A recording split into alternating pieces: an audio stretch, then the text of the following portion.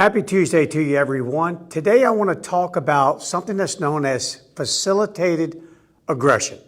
I had a viewer write to me and she says, Bryan, I have 4 dogs and 2 of them always seem to get into a fight. And when they do, the other 2 had nothing to do with the fight. Over there minding their own business, suddenly get up and jump in. They gang up on the dog that seems to always be losing the fight. They always gang up on it. Why does this happen? This is very disturbing because it seems really unfair to me that it's always a 3 against 1, never just 1-on-1. It's always 3 against 1. And it's really got the viewer upset, but I'm going to tell you something real quickly here. That's natural.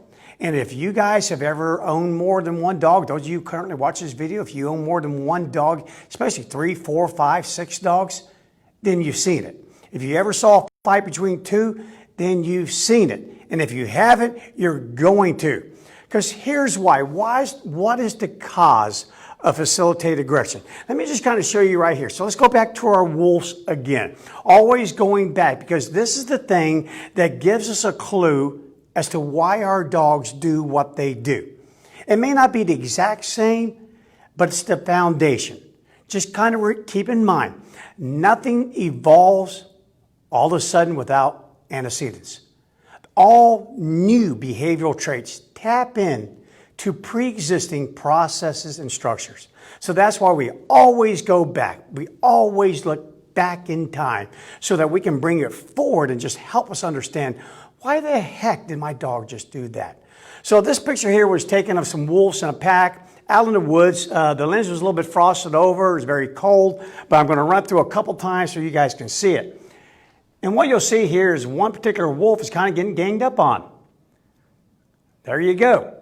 It's a member of the pack, but that's it. You notice you see 3 other wolves ganging up on this particular wolf, and there it plays again.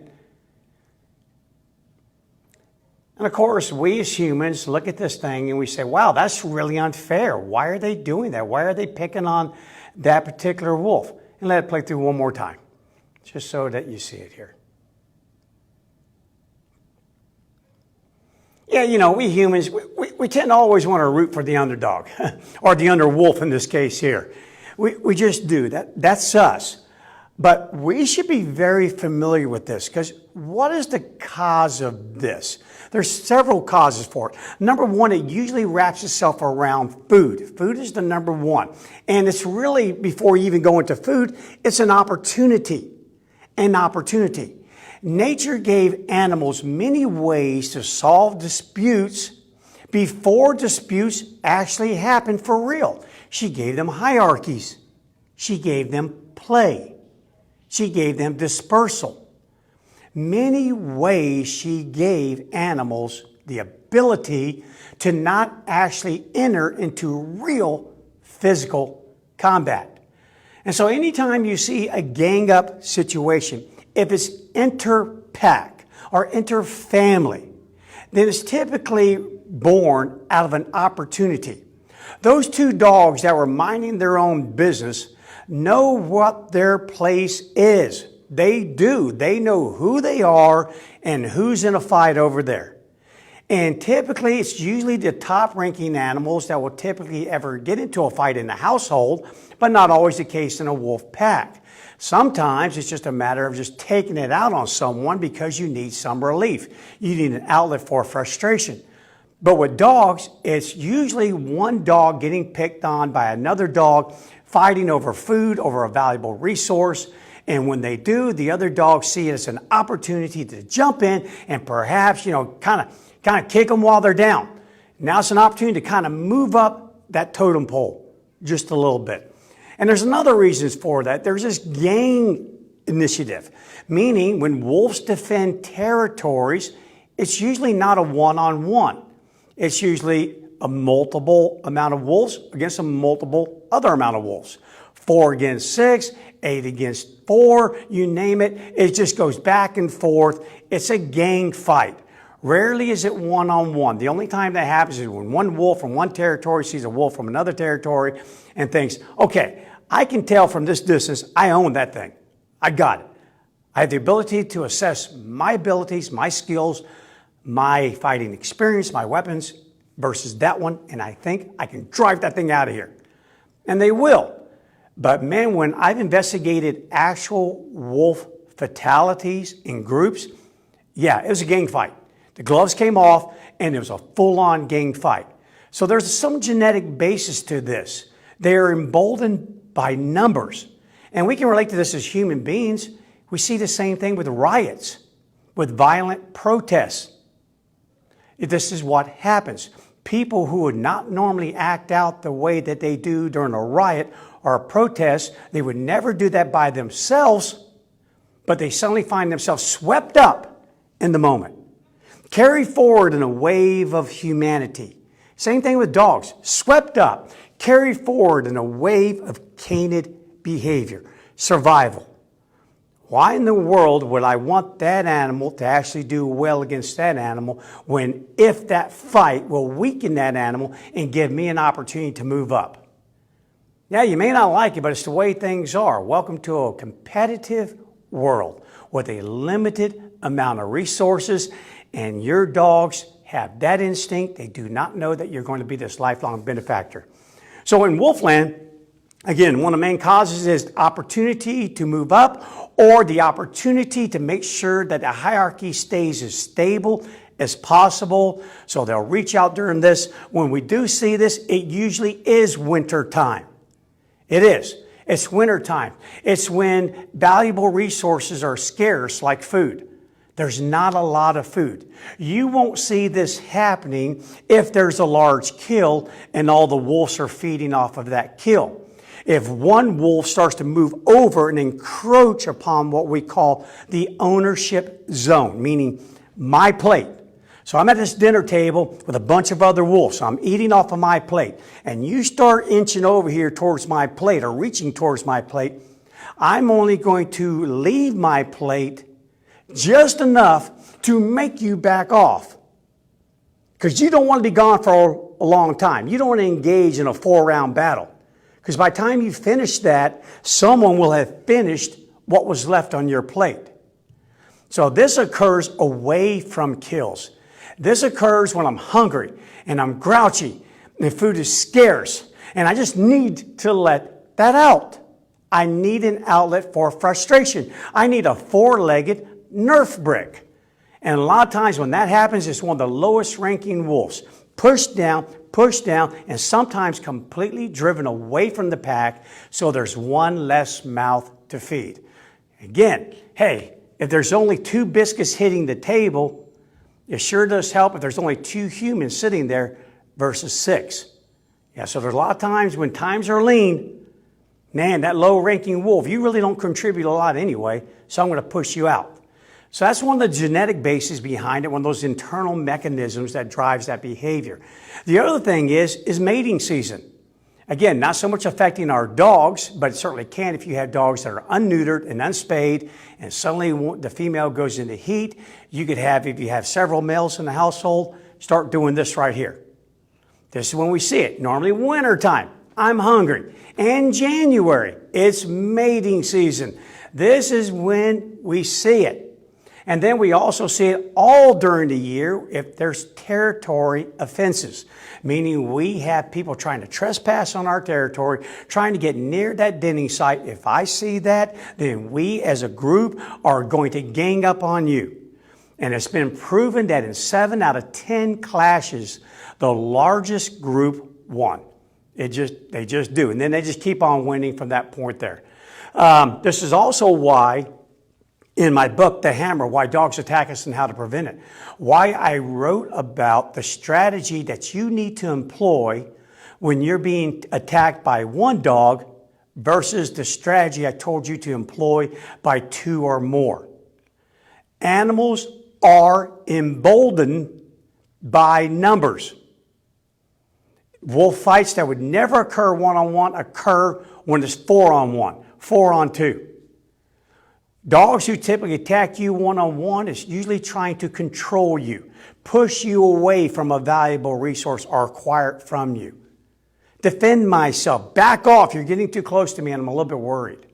Hey, get off of my yard. Get off of my porch. But when it's 2 or more, it shifts to a high level of violence. And when wolf gangs meet other wolf gangs, they don't injure, they kill. When multiple wolves meet single wolf, they don't injure, they kill. When they meet coyote, they kill. When they even meet prey, they kill. Multiple animals kill. And this is why this can be a little bit scary and a little bit dangerous when you have a full-on gang fight right there in your kitchen, right there in your dining room. These dogs are at a high level in their arousal call. They're at that panic reactive zone. Most of them are immune to any input you give them.